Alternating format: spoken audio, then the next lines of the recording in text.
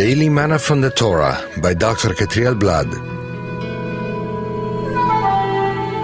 Shalom everyone, we've come to the second aliyah of Parashat Shemot, Names.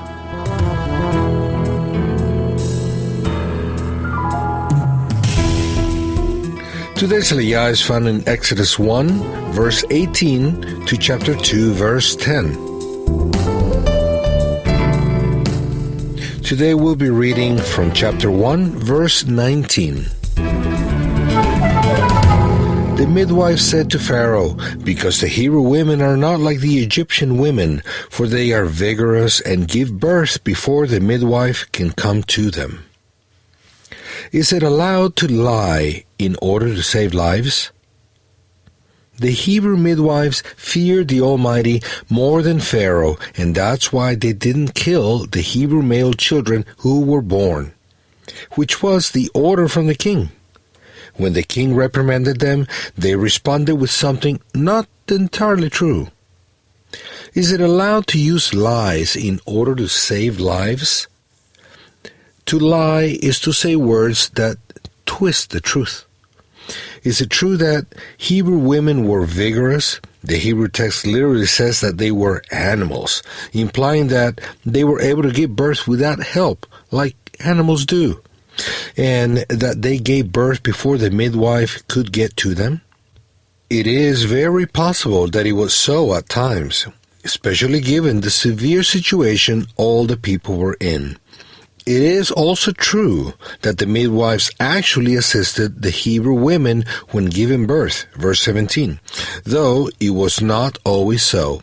Thus, we could understand that the midwives' words were just true in part. They didn't tell Pharaoh the whole truth to save their lives, and the Almighty honored them for having acted in such a way.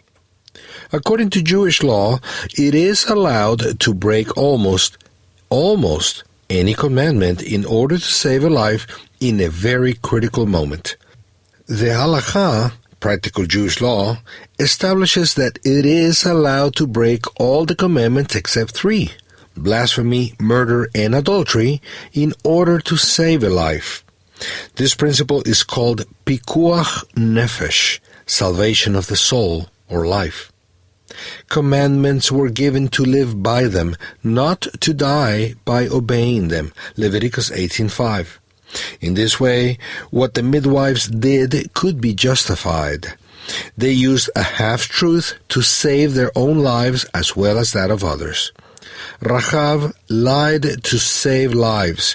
Joshua 2:5. Michal, King David's wife, used a lie to save lives.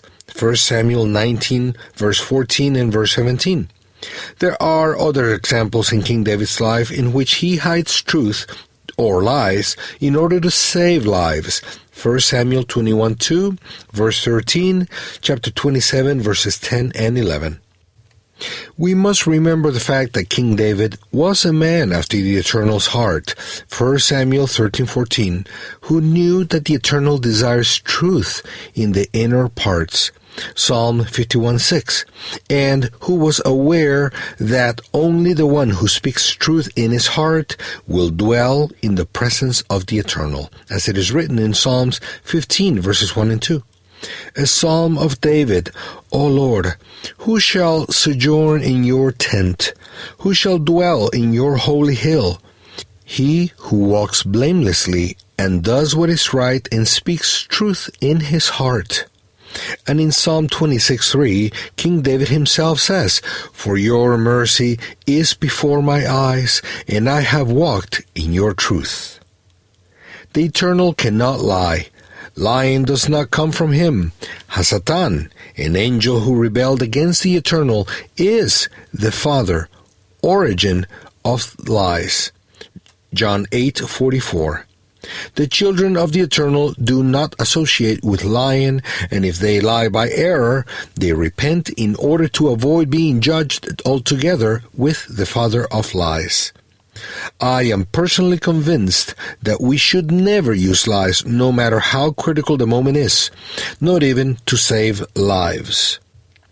In a grave situation, there are other ways of speaking in order to hide a truth that could harm or even cause someone's death. May the Eternal help us never to lie, and may He give us wisdom to know how to hide part of the truth when necessary in order to avoid damage to others. May the Spirit of truth be poured upon us abundantly. Shalom.